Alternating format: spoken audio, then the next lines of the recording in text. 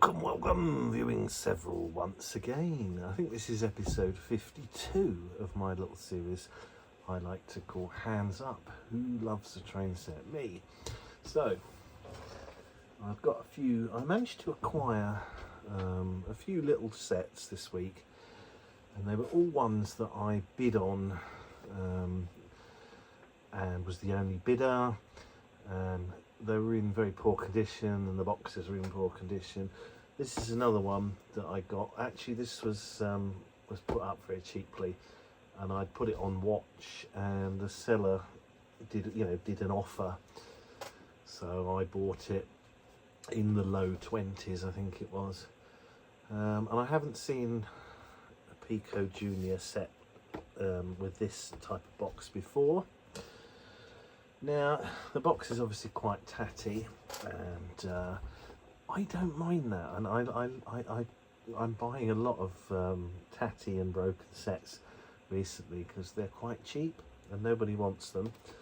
So, and I quite enjoy getting them going. So this particular one, because it's a tiny little box, I've already done an earlier 1970s Piko Junior Set. This one, I think it's still DDR. It's somewhere on the box under the tape. There's a thing that says DDR, so it could well be sort of early mid 80s. I don't know. That's my guess. But there's not really much to see on the box because it's been repaired with tape and it's covered up quite a bit of the, well, there's not very much writing on it, but yeah, it's we'll get on with it. As always, there's links underneath in the description, so if you want to skip to the bit where we drink the lager, you can do that by clicking on the links below. And for the rest of you who want to stay and listen to me waffle on, we're going to have a look what's in the box.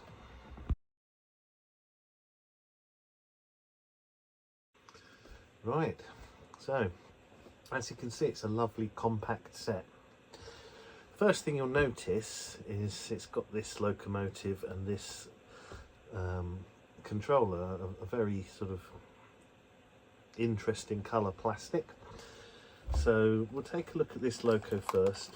Now this one, these are still made by Piko, but they're part of the MyTrain set, which is like you know, the starter level for younger enthusiasts, shall we say.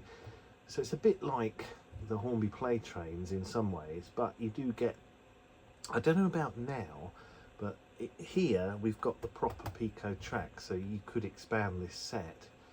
And this is an interesting locomotive because these is the sort of famous or even infamous rubber band driven Loco.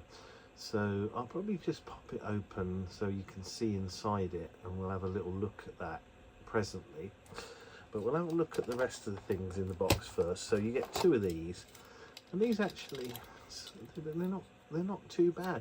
This is heavier than a sort of so for example, this is a modern day pull hopper wagon, and this is actually a lot heavier than that. So you know, it looks very plasticky, but I don't know where the weight actually is. I'm assuming it's between the plastic chassis and the plastic you know, the plank wagon part, because none of the things look heavy enough, so there must be a substantial piece of metal in there. So we've got two of them, and we've obviously got these I don't know what they call them, but the, you know, the continental couplings. And the track is, I've got three sets with this in there. This is quite good, this track. It doesn't appear to be steel because I've never had any rusty track despite the age. It's got the hollow rails, and then these bits here go inside the rails, so you don't have external fish plates. It's quite soft metal, so sometimes they're out of shape, but you can actually quite easily bend them flat. So it's actually really practical, good track. so I kind of like it. So we got that, and then we'll have a quick look at the controller. I'm not going to use this today for two reasons. First of all, it's missing a connector, and it needs I mean, I could easily sort that out, but it's for want of batteries. And also I do have bad experiences with battery controllers, and I thought what I might do is do a separate episode just on battery controllers, and I'll do a bit of work on them. I couldn't get the Airfix one working, so this one is very similar. You can see you've got 1 and 2 in both directions.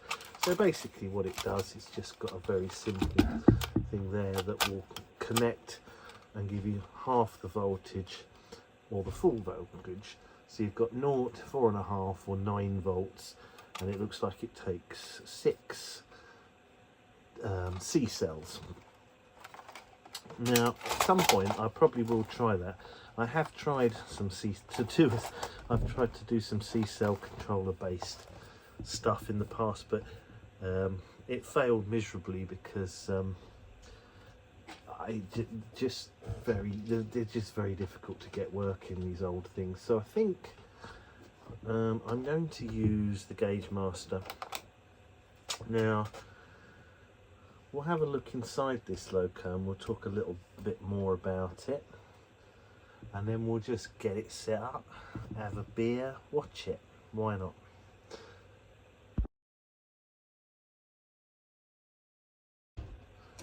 Right, so you can see there's quite a big weight that goes in there. I think the newer ones are slightly different.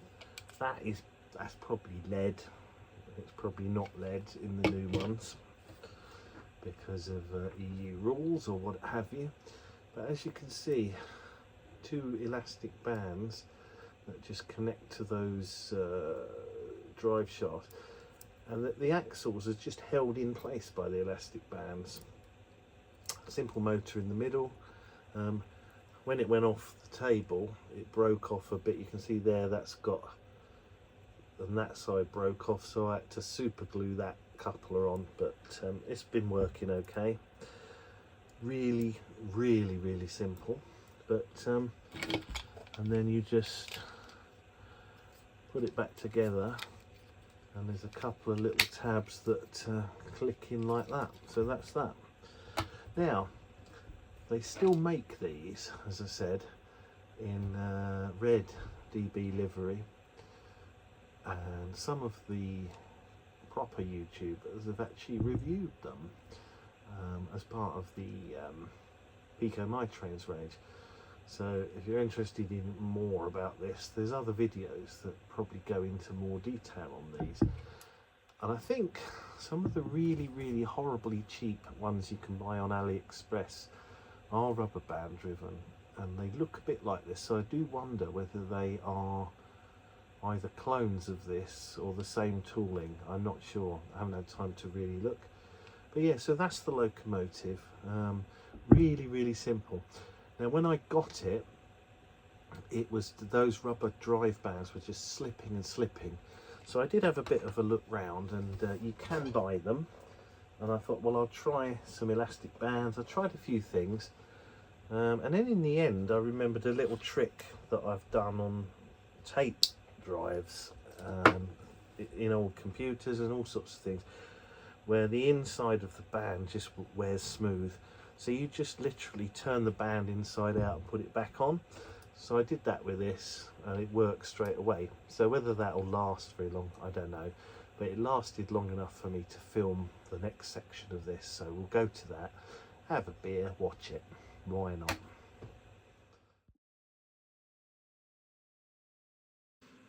Well, hey, here we are again on the track here, and yeah, we've got this today, which is we're having a beer. We're going to watch the train run. So one thing I've done to slightly cheat is I've used a very short piece of track that you get with another Piko Junior Set. Just an itty bitty piece of track.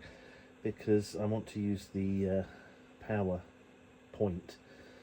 This one I don't have the spade connectors, and I was going to use a couple of crocodile clips, but I just thought I'll just use a very, very small, it's only about that long each side, so it keeps in the spirit of the circle of track. So yeah, there we go. So let's have a go at it, shall we? Start off quite slow and see if it will go slow.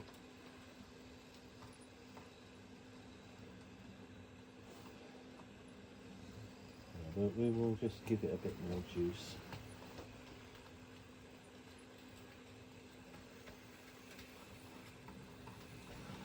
So as this is primarily aimed at younger enthusiasts, it's not really a crawler.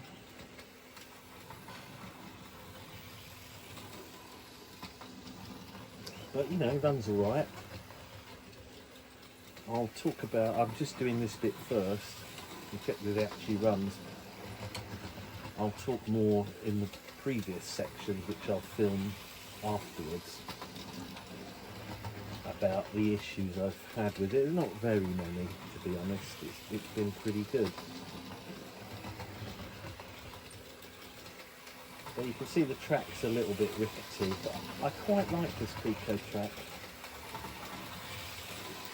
I've never had any running problems with it, really. I think if it was fixed down, it would be absolutely perfect. And I like the hollow rails with the inserts. It works a lot better than the external fish plates, in my opinion. Right, we'll just get a bit more speed. Right, running it full now. Okay, so we survived that little fall. I thought what I'd do, take the opportunity to get another one of these, and also to put my little hedgerow up. Obviously we've not got as long a straight. So let's see, which way are we? So what I'm going to do is I'm going to run it this way. I'm going to see if it will shunt these. Now, bearing in mind, I'm probably going to have to speed up when I get to them, just to, yeah, they don't always couple that well, these, so I'm going to have to give it a bit of assistance. Okay, that's fine. There's not really much of a straight here, and if it was just the original track, it would just be a circle, so it's always on a bit of an angle, so I'm really not going to mark it down for that. I'm not 100% sure about those coupling, because I've got some of those on some of my HOE scale stuff, and they're actually very difficult to automatically decouple, to decouple even with a sort of decoupling stick. And there's still a bit of unevenness over that part of the track, but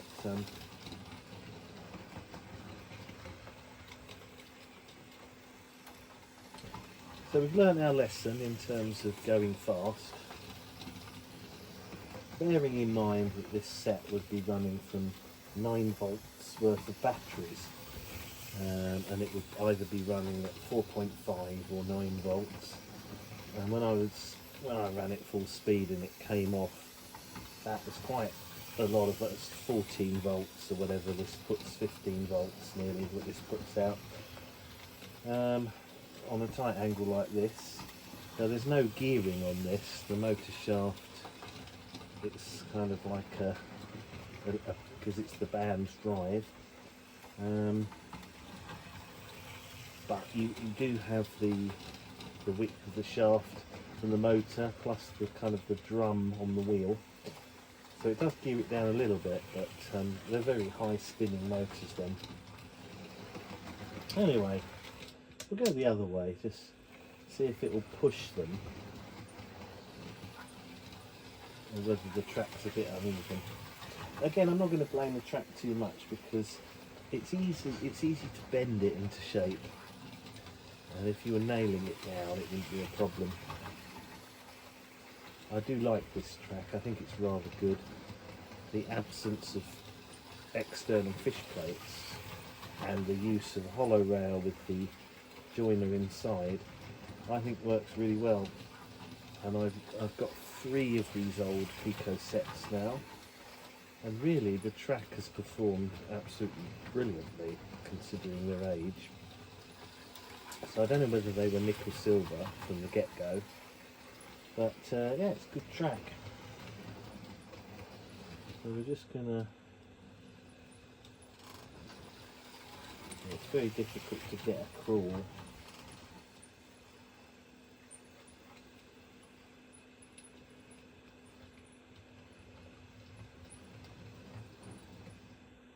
Right, one last go this way, and then we will do some running shots. And there we go. Let's bring it to a halt. So actually, I think this is it's quite a nice little set. This really, when you think about it, it's really aimed at younger enthusiasts, but you know, it runs pretty well. I thought I was going to have to replace the drive bands, but in actual fact I didn't have to, because I just turned them inside out and they'd gone shiny. They'd worn shiny on one side, so I just reversed them, which is an old trick you can do with kind of like drive bands, and it seemed to work. So that's pretty good. And yeah, let's do some running shots, and we'll see you in the next one.